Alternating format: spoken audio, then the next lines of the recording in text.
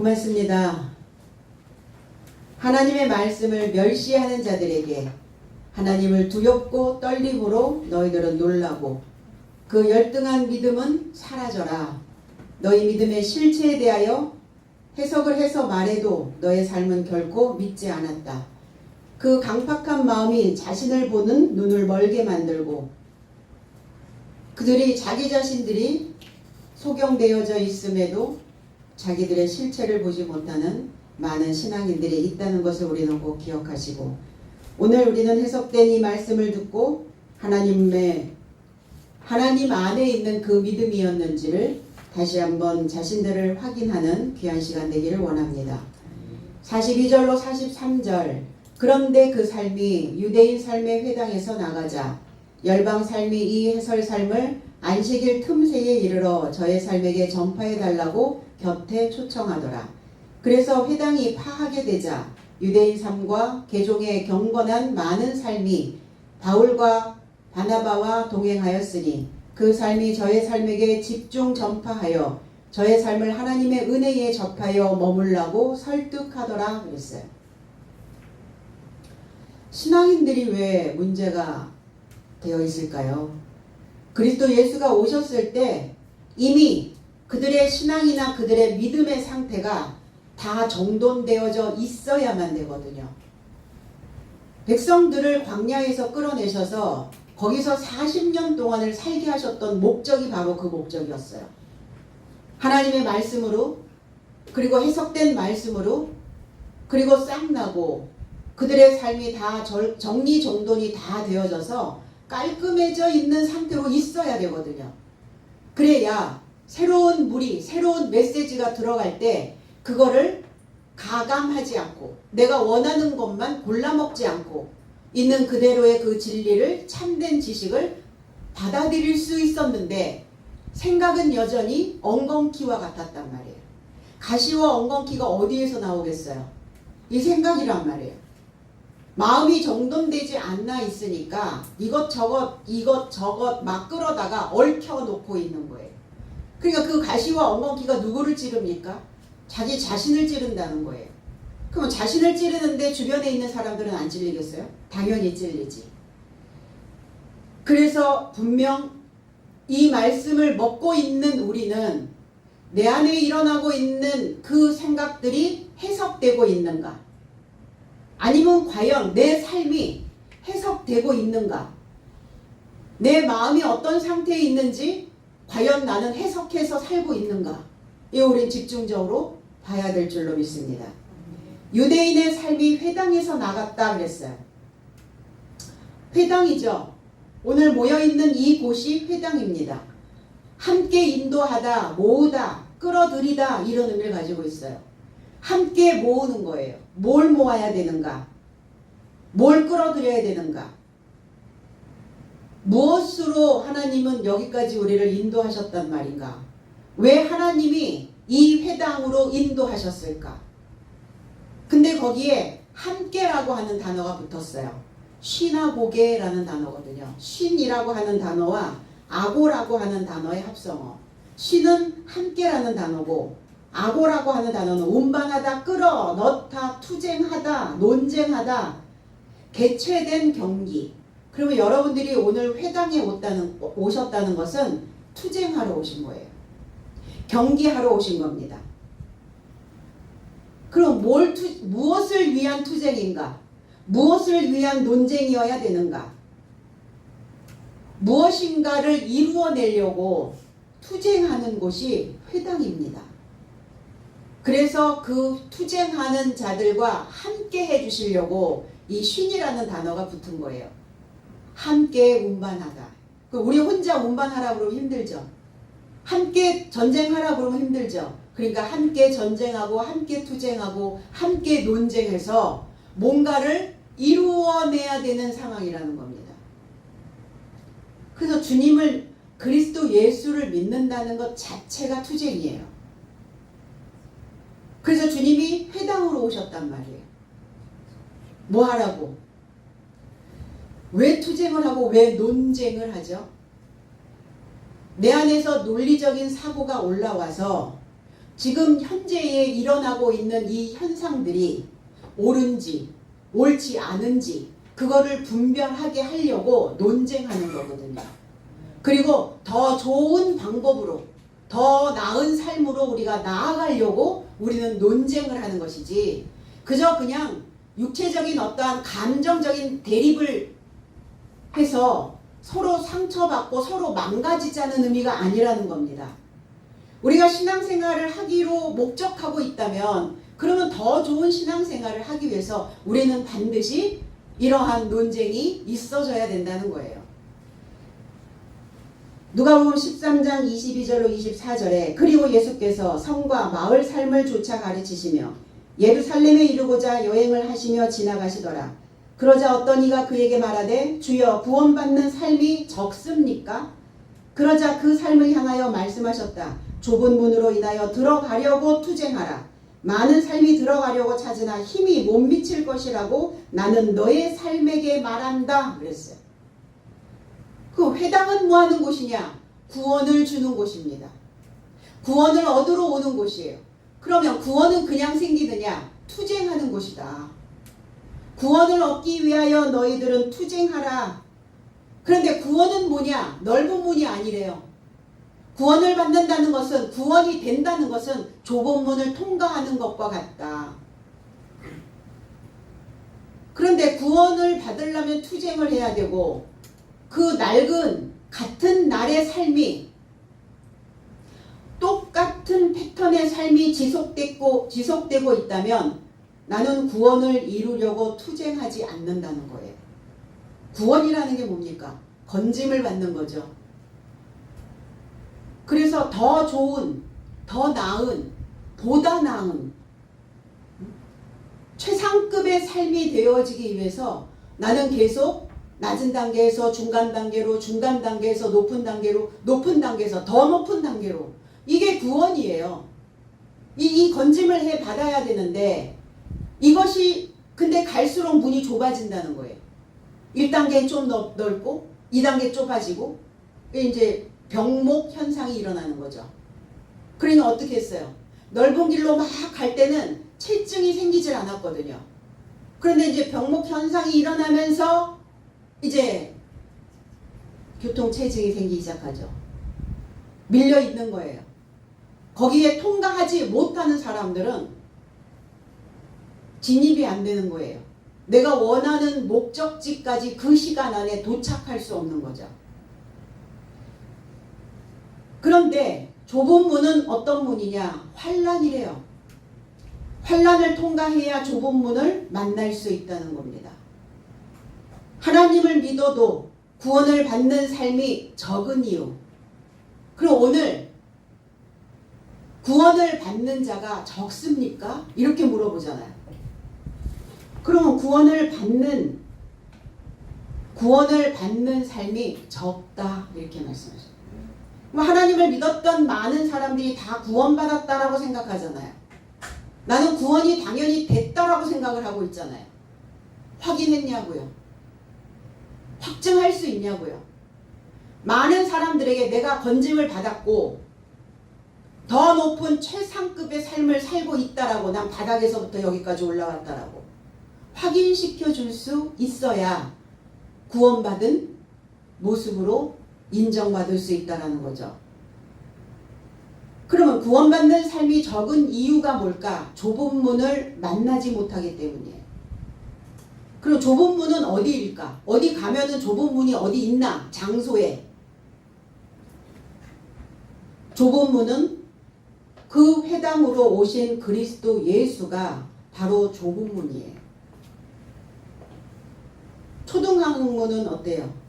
누구나 다 들어가죠. 취약 통지서만 받으면 다 들어갈 수 있어요. 넓죠, 문이. 그래서 고등학교까지는 의무 교육이니까 누구나 다 들어가요. 근데 대학의 관문은 어떻습니까? 또 우리나라에서 뭐 S대, 명문대 이러면 어때요? 좁죠, 문이. 그래서 그 대학의 관문을 상아탑이라고 얘기합니다. 뭐 하지 않으면 못 들어가니까. 자신을 갈고 닦고 연마하지 않으면 못 들어가니까. 뭘 갈고 닦고 연마해야 돼요? 두뇌. 우리의 두툼해진 생각들을, 군더더기가 너무 많이 살거든요. 우리가 삶을 살다 보면 이것저것 너무 많이 갖다가 붙여놓으니까 무게감에 그냥 처져버리는 거예요. 마음이 늘어져요. 버거워요, 삶이. 왜 그래요? 슬림하게 깎아내지 못하니까. 그리스도, 예수, 그리스도가 오신 목적, 생생정보. 들어보셨죠? 살아있는 정보. 그럼 살아있는 정보가 어떤 정보겠습니까? 산자의 하나님, 살아계신 하나님, 살아서 살게 만드시는 그 정보를 가지고 오셨단 말이에요. 산자의 하나님, 살아있는 자라는 것은 정보를 받아들이고 구원을 이루어가고 있는 자들을 살았다 이렇게 말하는 거예요. 머물러 있지 않는 거예요. 환난이 와도 환난이 뭐죠? 내가 그동안 하고 있었던 것을 금하는 거예요. 그게 환난이에요. 우리에게는. 하던 대로, 살던 대로, 행했던 대로, 내가 믿었던 대로, 교회 다녔던 패턴대로 그냥 하면 뭐가 환난이겠어요? 뭔가 나의 패턴들을 바꿔야 되기 때문에 환난인 거예요. 하던 것을 금해야 되기 때문에 환난이 오는 겁니다. 그래서 하나님의 그 살아있는 생생한 정보를 만나게 되어져야, 그래야 우리는 그 좁은 문을 통과하여 살아있는 신앙인의 삶이 될 수 있다는 거예요. 그래서 많은 신앙인들이 그 힘이 못 미쳐 그랬어요. 못 미쳐. 그 지식 안으로 들어간다는 것은 힘이 있어야 들어갈 수 있어요. 그렇지 않나요? 그 말씀을 듣기 위해 투쟁한다는 건 힘이 있어야 투쟁을 할 거 아니에요. 뭔가를 이루어내기 위해서 우리 막 그런 거 단식 투쟁 이런 거 막 하잖아요. 노사들도 어때요? 기업인들과 노사 간의 분규가 일어나는 이유는 노사들이 하는 그 모든 환경들을 개선해 달라고 투쟁을 하지 않습니까? 힘이 있어야 투쟁을 하죠. 그래서 말씀을 듣기 위한 투쟁을 한 적이 있는가 과연 우리는. 그러니까 어때요? 그거를 한 번도 안 하고 신앙생활들을 하다 보니까 이 사고의 힘이 못 미치는 거예요. 생각의 힘이 미치지를 못해요. 왜? 투쟁할 필요가 없었거든요.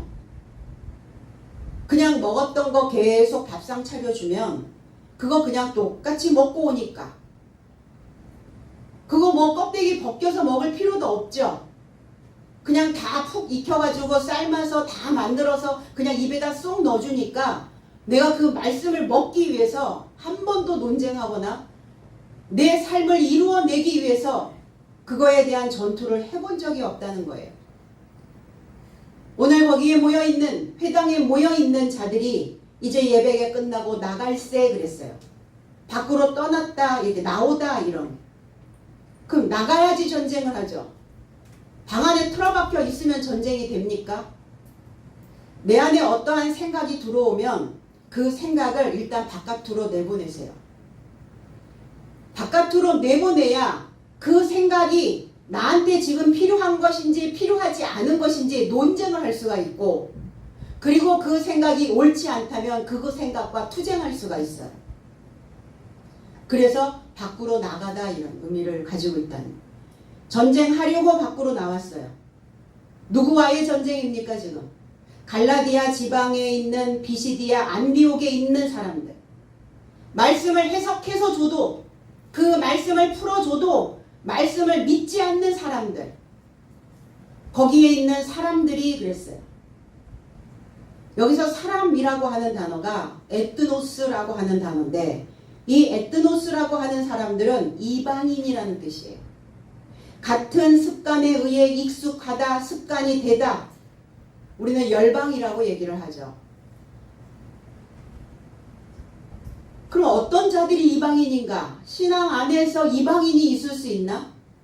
하나님을 믿고 있는 자들인데 어떻게 이방인이 될 수 있어요? 하나님을 안 믿는 자들이 우리는 이방인이라고 그렇게 생각해 왔었는데, 신앙생활을 똑같은 패턴으로 하고 있는 자들, 관습에 의해서 하고 있는 자들, 말씀을 들을 때는 아, 내가 이게 좀 잘못됐구나, 여기에 잘못된 조형물이 세워져 있구나, 헐었다가 또 교회 문만 나가면 다시 세우네, 또 그거를.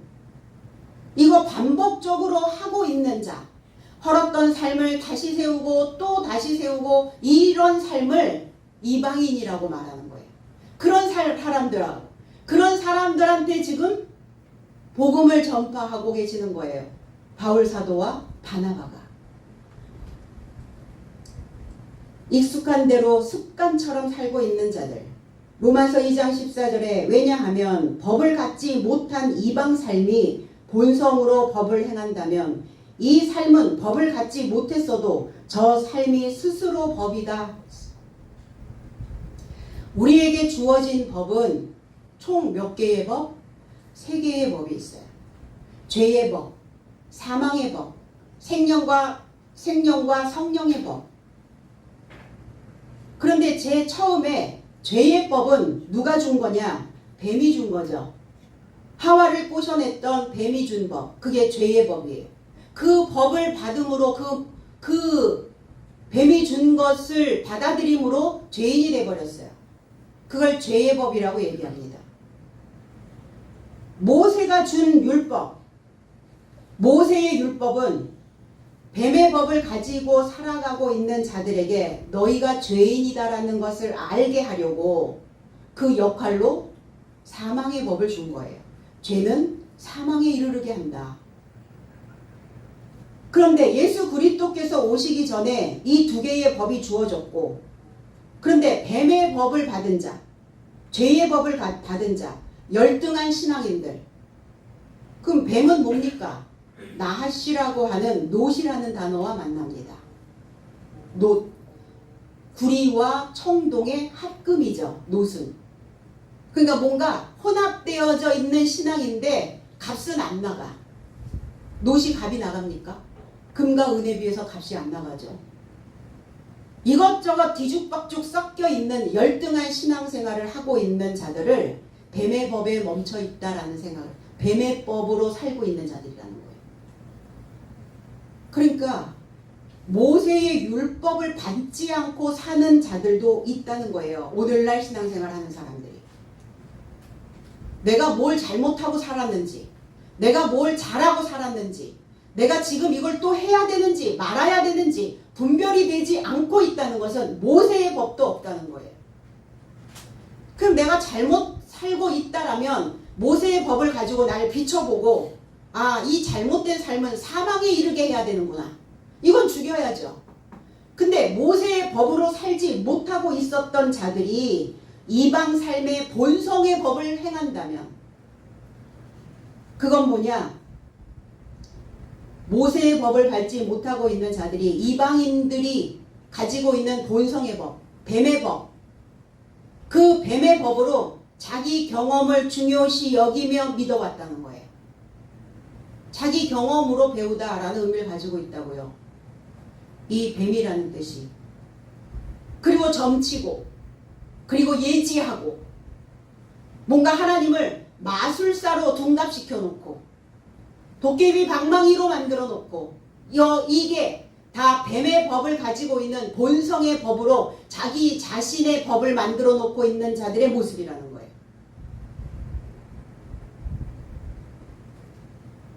그러니까 이 모세의 법조차 가지고 있지 못한 이방상, 그게 이방인이라는 것은 모세의 법조차 들어가지 않은 자들을 또 이방인이라고 말합니다.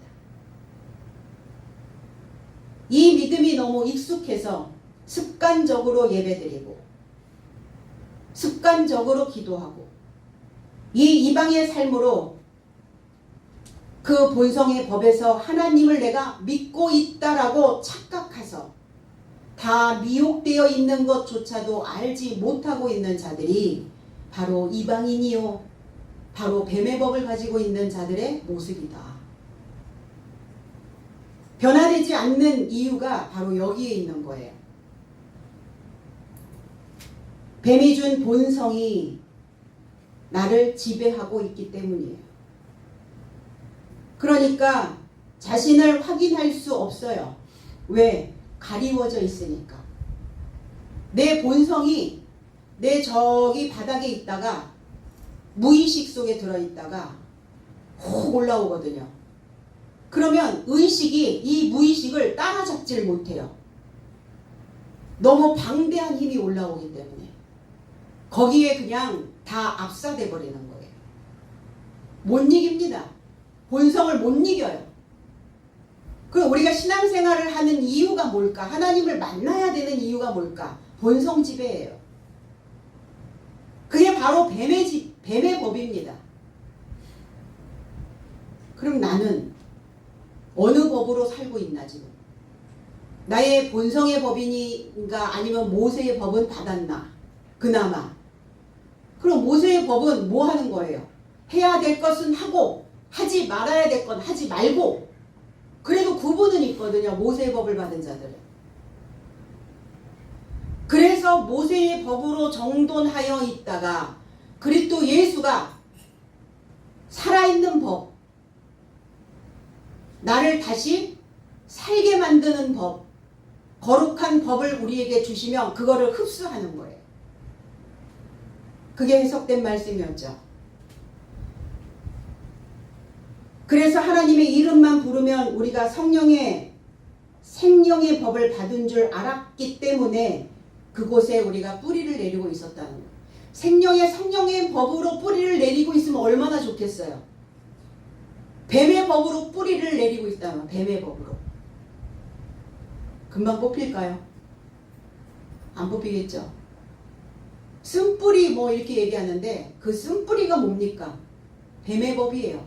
본성의 법입니다. 자기 경험적인 것만 살려서 자기가 경험했던 것을 계속 떠올리는 거예요. 못 벗어나겠죠. 뭐 하셔야 돼요 그럼? 부수셔야죠. 그래서 투쟁하라는 거예요. 그래서 회당이 나온 거예요. 논리적으로 생각해봐라. 어떠한가? 이대로 좋을까? 나는 구원인가? 나무가 뿌리를 내릴 때 넓게 뿌리를 내리는 것을 천근성이라고 얘기해요. 천근성. 근데 땅속으로 깊이 뿌리를 내리는 그 나무는 그 뿌리가 내려지는 것을 심근성이라고 얘기해요. 그러면 천근성은 금방 뽑혀요. 뭐 이렇게 조금 잡아서 흔들거나 뭐 그러면 환경에 의해서. 근데 심근성들은 뿌리 너무 깊이 내려가가지고 그 칡나무 같은 건 어때요? 그 심근성의 기질을 가지고 있거든요. 땅속 깊이 잘 안 뽑혀요. 근데 인생도 그렇다는 거예요. 뱀의 본성의 법으로 심근성이 되어져 있으면 너무 깊이 박혀 있으니까 뽑아내지 못하고 있는 거예요. 결실? 그럼 자 결실하는데 어떤 결실이 있겠어요? 나쁜 결실이겠죠. 그래서 좋은 나무는 아름다운 나무는 좋은 결실을 맺을 것이고 악한 나무는 나쁜 결실을 맺게 된다는 거예요. 인생이 곧 나무이기 때문에 오늘은 모세의 법으로 내 자신의 죄의 본성을 보고 잘못된 그 어리석음을 오늘 뽑아내야 될 줄로 믿습니다. 오늘 바울과 바나바를 이 뿌리 박혀 있는 자들이 뱀의 본성의 법을 가지고 있는 자들이 가까이 부르고 있네요. 청하되 그랬어요. 파라칼레오, 초청하다, 부탁하다, 위로하다 이런 의미를 가지고 있어요. 위로 받으려고 가까이 초청하는 것이죠. 오늘 여러분 말씀을 여러분 가까이 초청하셔서 위로받는 귀한 시간 되기를 원합니다. 그런데 유대인들이 바울과 바나바를 초청하지 않았네요. 이방인들이 바울과 바나바를 초청하고 있는 거예요. 그러니까 유대인들은 어때요? 뿌리가 너무 깊이 박혀서 안 뽑히는 자들, 표면적 유대인들, 신앙생활 엄청 잘하고 있다라고 착각하고 있는 사람들.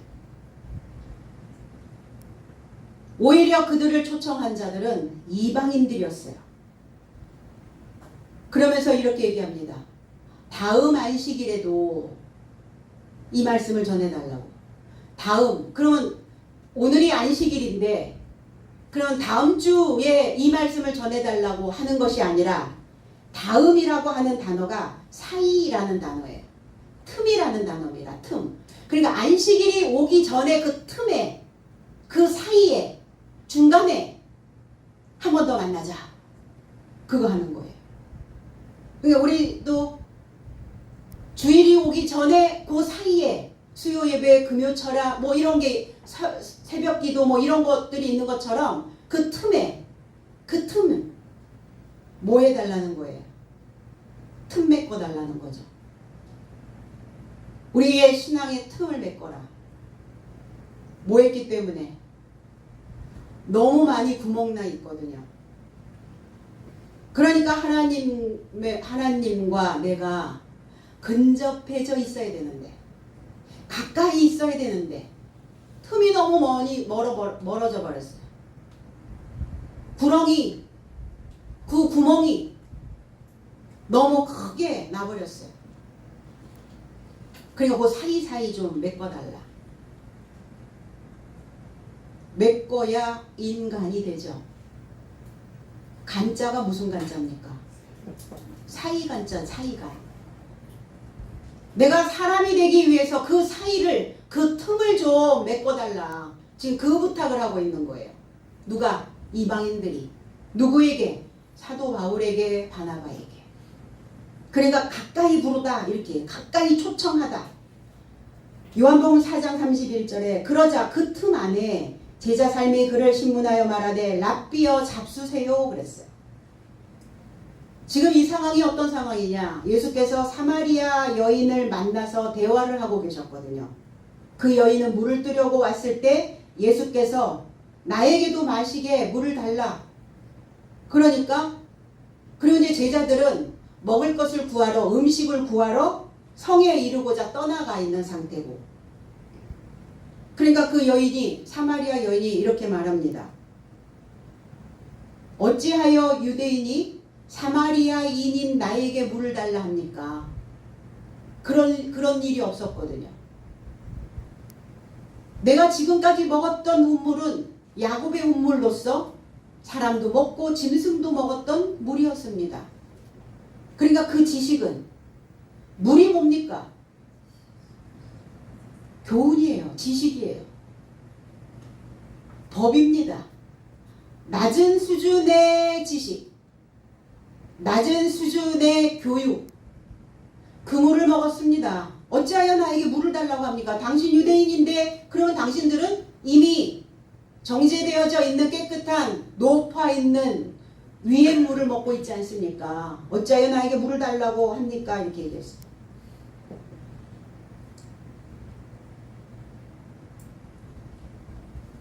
그러면서 나에게 목마르지 않는, 그리고 내가 다시는 이 물을, 낮은 수준의 이 물을 먹지 않도록 당신이 나에게 물을 주십시오. 이렇게.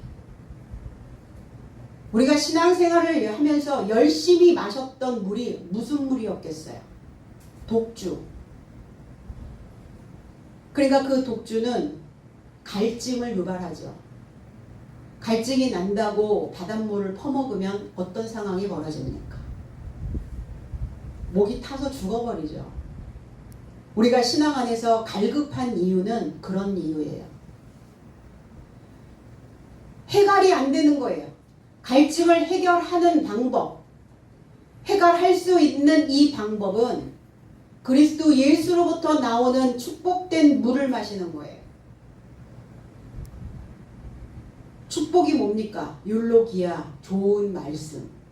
근데 우리는 축복을 다 어디에다가 또 포커스를 맞춰 놓죠? 다 물질. 다 물질계에서 뭔가를 받는. 성경은 그게 축복이 아니라 좋은 말씀, 좋은 물을 먹는 것이 너희에겐 축복이다. 그래서 오늘 이방인들의 삶은 그 틈새에 살아있는 생수, 살아있는 그 해석된 말씀을 마시게 해달라고 지금 초청하고 있는 거예요. 바울과 바나바를. 우리가 예전에는 말씀 사경회 같은 걸 했어요. 부흥 사경회. 근데 요즘은 사경회라는 단어가 없어졌죠. 교회 안에서 사경회라는 단어를 잘 안 쓰죠. 사경회를 열어서 그 성경에 어떤 내용이 있는지 그거를 공부하고자 하는 거였거든요. 우리나라 최초의 기독교 선교사 언더우드. 그 언더우드라고 하는 선교사가 자기 집 사랑방에다 처음에 7명의 교인을 모아놓고 성경 공부를 시작했는데 이 모임을 사경반이라고 이렇게 이름을 지었어요. 거기서부터 사경이라는 단어가 기독교 안에서 쓰여지기 시작했거든요. 이 사자는 사실할 사, 사실적인 것, 사실하다, 조사하다 이런 의미를 가지고 있고, 경자는 날경, 날실, 새로. 그러면 사실 성경의 사실적인 것, 우리가 조사하고 연구해서 사실적인 것들을 세로 줄로 놓는 거예요. 이걸 날줄이라고 얘기하죠. 그래서 이걸 날줄로 쭉 놓아놓으면, 사경반에서 이 날줄을 쭉 놓으면 이제 그리스도 예수의 해석된 말씀이 C줄로 들어가는 거예요. 그게 세마포예요. 지식의 옷을 입은 자는 빛나죠. 빛이 나죠. 하얗게 되죠. 조명을 받으면, 빛을 받으면 더 하얘지죠. 그게 하얀 옷이에요. 그게 흰 옷이에요. 빛의 옷을 입은 자, 그리스도로 옷 입은 자, 그리스도의 그 진리로, 지식으로, 살아있는 법으로 옷 입은 자, 그게 흰 옷 입은 자들의 모습이라는 거예요.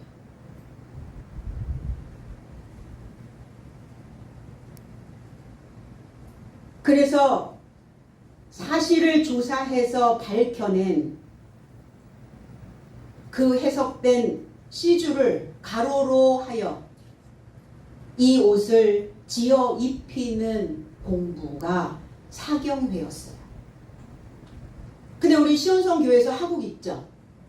사경반 운영하고 있잖아요, 지금. 그 단어는 우리가 안 써도 이미 사실적인 것들을 해서 말씀으로 쭉 연결하고, 그리고 해석된 말씀으로 C줄을 놔서 옷 입는 거예요.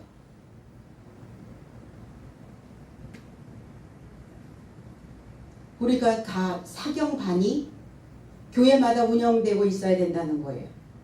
안식일에도 해석된 말씀을 전해달라고 지금 부탁하고 있는 거죠. 흐레마의 말씀이에요. 안식일에도 오늘 우리가 지금 사경회를 열기는 했는데, 지금 사도 바울이 전하고 있는 이 흐레마의 말씀을 분명히 안식일에도 또 똑같이 전해달라. 흐르는 말씀, 깨달아진 말씀. 흐르지 않고 고여 있으면 더러워지죠. 그럼 우리가 거룩해진다는 것은, 거룩함을 입는다는 것은 무슨 의미일까? 깨달아진 말씀으로 이 생각이 흘러가는 거예요. 그래서 흐를 수 있도록 우리의 생각에 물꼬를 트는 겁니다.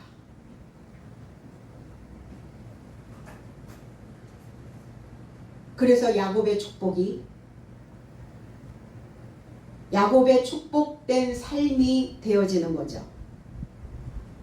논에 물꼬가 막히면 결실할 수 없는 것처럼 인생에도 그 물이 계속 우리 안에 돌고 흘러가지 않고 물꼬가 다 막혀 있으면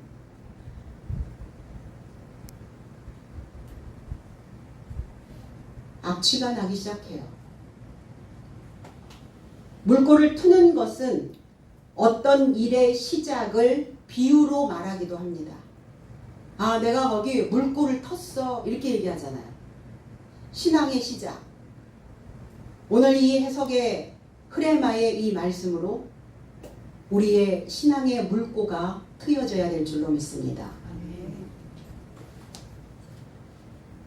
이 말씀을 먹어야 이 막혀 있었던 것들이 다 치워져야, 그래야 하나님과의 관계가 맺어진다는 거예요. 오늘 하나님과 물꼬를 트는 귀한 이 날이 될 줄로 믿습니다. 그래서 믿음의 시작이 되고 하나님과 관계의 회복이 시작이 되고 우리의 삶이 트이기 시작하는 거예요. 베드로전서 1장 25절에 그러나 주의 해석의 말씀은 내세에 이루고자 머물러 계신다. 그 해석은 이것이니 너의 삶에게 복음을 전하게 된 것이다. 이 해석의 말씀은 이거다. 너희들의 삶의 물꼬를 터줄 수 있는 것은 복음이다.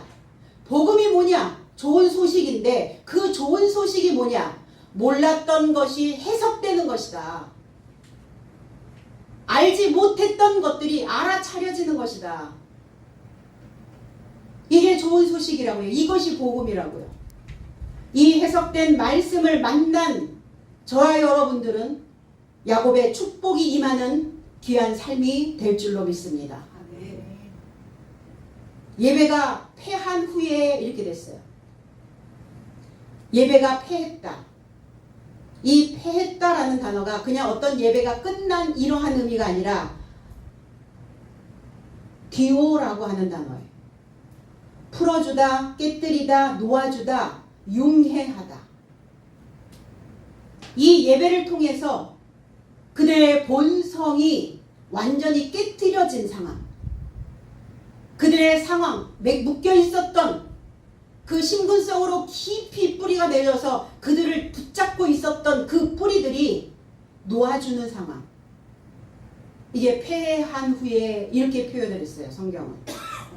계시록 5장 2절로 5절에 그리고 본 음성으로 선포하는 강력한 사자를 알아보았는데 증서를 열기에 그의 인을 풀기에 누가 합당한가? 이 말씀을 풀어주기에 누가 합당한 자인가? 그리고 아무도 증서를 열거나 보기에 하늘 안에서도 땅의 접에서도 땅 아래에서도 가능하지 않더라. 그래서 증서를 열기에도 읽기에도 보기에도 합당한 자가 발견되지 않기에 내가 크게 울었더니 장로 삶에서 하나가 내게 말하더라. 울지 말라.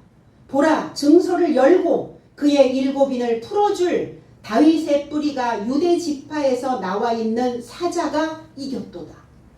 그리스도 예수시죠. 또 사도들이죠. 이 성경, 증서가 뭡니까? 비블리온, 비블로스, 성경입니다. 책이에요, 책.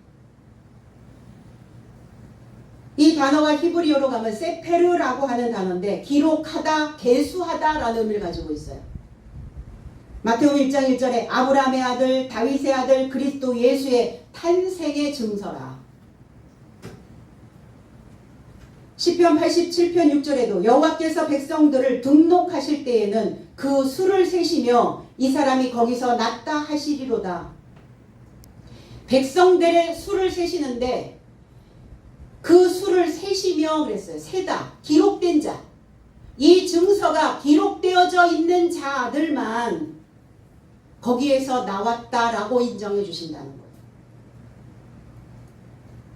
그 우리가 신앙생활을 하는 것은 증서되는 겁니다. 하나님의 책 되는 거예요. 하나님의 살아있는 성경책, 하나님의 살아있는 생명책, 살아있는 책, 생명책이잖아요. 살아있는 이 책이 아니라 이 내용이 해석돼서 깨달아지고 이해되어지고 융해되어져서 묶여있었던 삶으로부터 풀어지고 잘못된 뱀의 본성의 법에서 깨뜨려지는 그러한 자들의 삶이 기록되어져 있는 이 증서라는 거예요. 증서를 풀어준 이 증서를 풀어줬어요. 누구에게? 이방인들에게. 바울 사도께서. 그리고 유대교에 입교한 이랬어요. 유대교에 입교한. 유대교라는 단어가 없고 입교한 자. 프로셀리토스라는 단어인데 가까이 오다, 개종하다, 전향하다. 전향.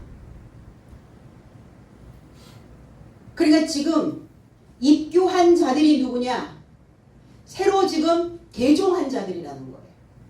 어디에서? 뱀의 법에서 모세의 법으로. 모세의 법에서 생명의 성령의 법으로. 이 개종이에요, 이게. 전향한 자, 전향한 자. 마태복음 23장 15절에 서기관 바리새인 삶이여 정죄에 빠진 너의 삶에게 화로다. 왜냐하면 너의 삶이 전향자 하나를 만들려고 바다와 마른 곳을 두루 다니고 있다가 언제든 만들어지면 너의 삶보다 2배나 더 지옥 아들을 만들고 있기 때문이다. 전향자. 또 표면적 유대인들도 자기네들에게 입교하게 만들려고, 자기네들에게 들어오게 하려고 바다와 마른 곳을 두루 다니고, 바다. 인생들입니다. 사상으로 출렁거리고 있는 자들. 그리고 그 사상이 마른 자들. 그런 자들을 찾고 있다가 그들이 자기들의 삶으로 만들어지면 자기들의 패턴의 신앙으로 만든다는 거예요. 목적은 표면적 유대인 만드는 거. 그러니까 너보다 너의 신앙으로 입교한 자들이, 그 표면적 유대인으로 전향한 자들이 하나님을 다 바깥에다가 꺼내놓고 믿고 있는 그들보다, 너희보다 그들을 2배나 지옥 자식 만들고 있다. 지도자들도 문제지만 거기에 동조하고 동의하고 동감해서 따라가고 있는 백성들도 문제라는 거예요. 지각이 있지 않냐? 지금 정보가 얼마나 많아요. 내가 신앙생활을 어떤 패턴으로 지금 하고 있는지 보면 알 거 아닙니까? 머리를 쓰지 않아요. 마음을 쓰지 않습니다. 생각을 쓰지 않아요. 그러니까 바리새인 서기관보다 그것을 똑같이 받아들여서 그것을 본뜨고 있는 너희가 2배나 더 지옥 자식이 많아질 것이다. 지금 안 그런가요? 지금 다 지옥 자식들 만들고 있지 않나요? 혹여. 너의 삶이 들어가지도 않고 들어가려는 삶도 들어가지 못하도록 떼어 보내면서 그 좁은 문을 막고 있다. 그 지시관으로 들어가지 못하도록, 상아탑으로 가지 못하도록, 높은 학문으로 가지 못하도록. 그러니까 그 수준에 있는 그들은 2배나 지옥 자식을 만들어서 또 자신들의 신앙관을 본받게 하는 거예요. 똑같은 지옥을 만들어내는 겁니다. 그래서 주님은 그들이 행하는 그 믿음을 쫓아가지 마라. 지옥 자식이 2배나 많아진다. 교회 다니는데 지옥 자식 되면 되겠냐고요? 뭐 하지 못해서 지옥 자식 됩니까? 분별하지 못하면 지옥 자식 되는 겁니다.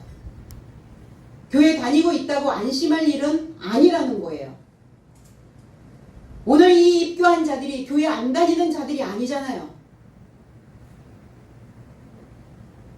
그 생각에 근력이 안 생기는 거예요. 그러니까 새로운 삶을 만들어내지 못하는 겁니다. 노인들이 되면 근력이 안 생겨요. 운동을 아무리 해도 젊은 사람들처럼 금방 이렇게 근육이 늘어나거나 그러지 않습니다. 그 현상을 동화 저항 현상이라고 얘기해요. 근력이 잘 안 만들어지는 현상들을 동화 저항 현상. 동화작용이 일어나야 되거든요. 우리 몸에서. 동화작용은 성장을 촉진하고 그리고 활발한 신진대사를 조절하고 이 신체 에너지를 막 끌어다가 쓰는 것을 의미하고 있는 거예요. 신진대사, 신체가 음식물을 통해서 에너지로 전환하는 과정을 신진대사가 원활하다 이렇게 얘기하는 거예요. 우리가 음식을 먹으면 그 음식이 우리 안에 에너지로 이게 전환하는 거거든요. 그걸 동화작용이라고 얘기해요. 그런데 동화작용이 저항을 받는 거예요. 이것에 저항이 생겼으니 성장이 방해되고 신진대사가 조절이 안 되니까 신체 에너지를 사용할 수 없게 되고 몸이 그러면 마음도 그러고 마음이 그러면 몸도 그렇게 동화 저항 현상이 발생된다는 겁니다. 우리의 신앙도 그렇다는 거예요. 우리의 신앙도 말씀을 통해서 근력이 만들어질 수 있도록 회당에서 가르쳐야 되거든요. 투쟁하고 논쟁하고 논리적 사고를 만들어낼 수 있도록 그 사경반들을 만들어야 되거든요. 해석된 말씀을 주지 않고 다 그냥 지금도 여전히 먹고 사는 것에 포커스들이 맞춰져서 그러니까 동화 저항 상황들이 신앙 안에서 만들어져 가지고 신진대사가 원활하지가 않는 거예요. 이게 조절하지 못하니까 신체 에너지를 사용할 수 없게 되고 그러니까 하나님의 은혜에 연결되지 않는 거죠. 바울과 바나바와 동행하는 이 대종한 경건한 자들에게 더불어 말하고 그랬어요. 더불어 말했다. 프로스랄레오라는 단어예요. 가까이 발생시키다. 가까이 전파하다. 이런 거예요. 그러니까 집중해서 지금 말하고 있는 거예요. 얼마나 답답하겠어요. 신앙인들이 그러고 있으니까. 널브러져 있으니까. 이거 신앙생활을 안 하는 사람들만 또 생각의 전환이 잘 안 일어나네요.